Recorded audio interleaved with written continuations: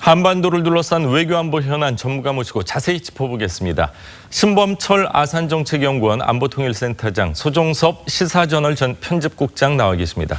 안녕하십니까? 네, 반갑습니다.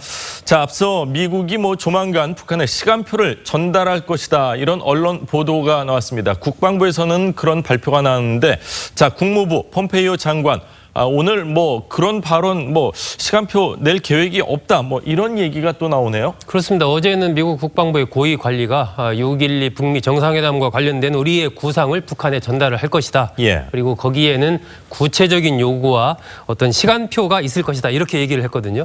그러면서 이제 폼페이오 국무장관의 방북과 맞물려서 그러면 미국이 북한의 비핵화 부분에 대한 진정성 부분을 다시 한번 확인하려는 것 아니냐, 이런 이제 관측이 나왔었는데, 오늘 아침에 이제 폼페이오 장관이 CNN과 인터뷰에서 어떤 구체적인 시간표를 설정할 계획은 없다, 이렇게 또 얘기를 했습니다. 그러면서 이 북미 정상이 합의했던 결과를 내놓지 못할 것으로 만약에 이제 판단이 된다면 기존에 이루어진 조치들을 재검토할 것이다라고 하면서 오히려 목표를 달성할 수 있을지 여부를 좀 신속히 확인하는 데 중점을 두겠다. 오늘 이런 식의 얘기를 해가지고 약간 좀 그 시간표 부분과 관련해서 말이 엇갈리고 있는 상황입니다. 네, 폼페이오 장관 시간표 설정할 계획 없다, 이렇게 밝혔습니다. 우리나라에서도 국방부와 외교부, 국방부와 통일부 의견이 조금 다를 수는 있는데, 자, 미국 양측이 정치적으로도 이 비핵화 조치가 빨리 이루어져야 하는 상황인데, 구체적인 시간표 없이 비핵화가 실질적으로 진행될 가능성이 있을까요? 있지만 매우 낮다고 생각합니다. 사실상 어렵지 않나 그렇게 생각하는데요. 그것보다 더 문제되는 것은 폼페이오 장관 개인의 말이 자꾸 바뀌고 있다는 겁니다. 그러니까 6.12 정상회담 직후에는 2년 반 내에 주요 비핵화 조치를 하겠다, 자기 스스로 시간표를 설정했던 사람이 폼페이오 국무장관입니다. 그런데 지금 이제 방북을 앞두고 아마 협상이 잘 진행되지 않으니까 그 협상의 책임자인 폼페이오 국무장관이 협상에 어떻게 보면 기준을 좀 낮춤으로 인해서 협상이 잘 안 됐을 경우 책임을 회피하겠다는 의도로 생각되는데, 아무튼 과거에 이야기했던 것에서 180도 바뀌어서 이제 시간표에 대해서 다른 이야기를 하고 있는데요. 만약에 미국 측이 기대했던 것보다 협상이 잘 진행되지 않아서 그렇다면 그나마 다행인데, 오히려 북한이 만약에 미국의 국내 정치적 소요를 맞춰주는 접근을 하고 있다. 예를 들어서 트럼프 대통령 11월 중간선거 이전에 미국의 직접적인 위협이라고 할 수 있는 ICBM을 해체해서 미국에 반출하겠다, 이런 요구사항이 들어와서 미국이 협상 전략을 바꾸고 있는 거라면 이것은 아주 심각한 상황이라고 생각합니다. 어쨌든 폼페이오 국무장관이 이야기하고 있는 시간표 없는 협상, 이것은 상당히 심각한 수준이라고 말씀드리겠습니다. 핵심은 사실 한반도의 비핵화인데, 이것이 한반도의 비핵화보다는 미국 국내 정치 문제에 초점을 맞춘다면은 정말 한반도 비핵화 과연 이루어질 수 있을까, 이런 생각을 할 수밖에 없는데, 자, 최대한 북한을 이제 평양을 방문해야 되는 폼페이오 장관 입장에서는 압박을 최대한 좀 덜 하고 싶은 마음도 분명히 있을 거라고는 생각되지만, 국방부하고 국무부하고 이렇게 의견이 다른 거는 이거 역시 큰 문제 아닌가요? 그렇죠. 아무래도 국방부라든가 국무부의 비확산팀은 북한 핵 문제를 오랫동안 다뤄온 팀일 겁니다. 그렇기 때문에 북한 핵 문제의 본질과 북한의 협상 전략을 잘 알고 있는 거죠. 따라서 전체적인 로드맵, 시간표 없이 협상을 지나간다고는 북한에 대해서 계속 끌려갈 수밖에 없다는 사실을 알기 때문에 시간표 문제를 먼저 해결하려고 하는 거고요. 폼페이오 국무장관 입장은 자기 스스로도 시간표의 중요성은 알고 있다고 생각하는데, 아무튼 협상에 임함에 있어서 약간 기대치를 낮추려는 의도, 또는 북한이 제공한 것이 시간표 쪽이 아니라 어떻게 보면 ICBM이나 미국의 국내 정치적 소유를 이렇게 자극할 수 있는 그런 부분이 아닐까 싶은데, 그런 부분에 대한 자기의 명분 쌓기, 그 둘 중에 하나일 가능성인데요.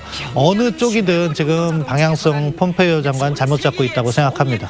폼페이오 장관, 우리나라로 따지면은 육군사관학교 웨스트포인트 수석 졸업을 한 걸로 알고 있는데, 자, 북한과의 협상에 있어서도 너무 많은 부분이 이렇게 후퇴하는 거 아닌가 하는 좀 우려 섞인 목소리가 많이 나오고 있습니다. 좀 잘 해주시기를 기대하겠습니다. 자, 지금 미국 측 비핵화 협상팀은 이미 한국에 들어가서요, 북한에 들어가서요, 회담 준비를 하고 있는 것으로 알려졌습니다. 관련 발언 듣고 이야기 나누겠습니다. I gave him a very direct number. he can now call me if he has any difficulty. Well, I'm going to speak to people in North Korea, and I'm going to speak to my people who are over in North Korea. Doing it.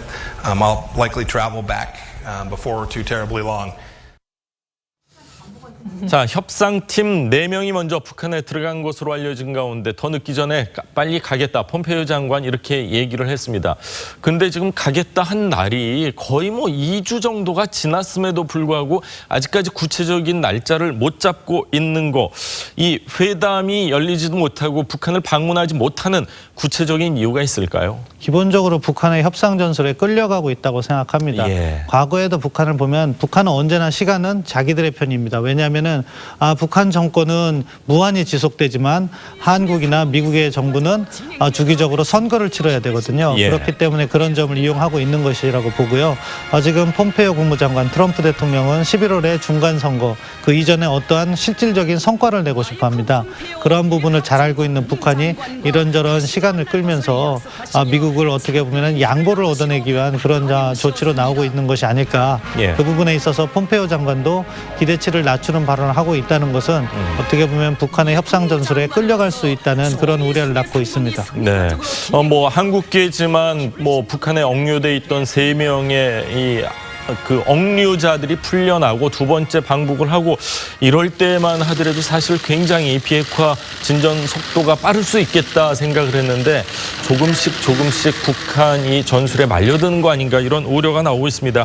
자, 미국이요 고위급 회담에서 특정한 요구사항을 제시할 것이라는 보도도 나오고 있는데 구체적으로 북한에 어떤 조치를 요구할 수 있을까요? 전반적인 시간표가 아니고 특정한 요구사항이라고 하면은 가시적인 비핵화 조치가 될 겁니다. 예. 그 부분에서 아주 낮은 수준에서는 북한의 뭐 엔진 실험장 폐쇄라든가 미사일 관련 시설을 갖다가 폐쇄하는 것, 약간 높은 수준이라면은 영변 원자력 가동을 중단하는 것, 예를 들어 그것이 이제 동결 조치라고 볼 수 있는데 그런 부분이 있고요. 예. 조금 높은 수준이라면은 북한이 검증 의정서, 그러니까 미국의 조건 없는 검증을 받아들이는 그러한 행동에 합의해 주는 것, 이런 식으로 여러 가지 나누어서 분석을 할 수가 있는데 예. 뭐 그 건건은 다 의미가 있다고 생각합니다. 하지만 이런 부분을 나눠서 이렇게 접근을 하다가는요, 북한의 핵시설이라는 게 뭐 아무리 적어도 뭐 핵심 시설이 47개, 예. 많게는 100개 이상의 시설을 갖추고 있다고 뭐 하는데 건물만 뭐 100개가 예. 넘는다. 예. 그런 것들 건건히 협상을 하다가는 한국과 미국이 협상할 수 있는 수단이 없습니다. 나중에 가면 예. 양보할 수 있는 수단이 없기 때문에 결국에는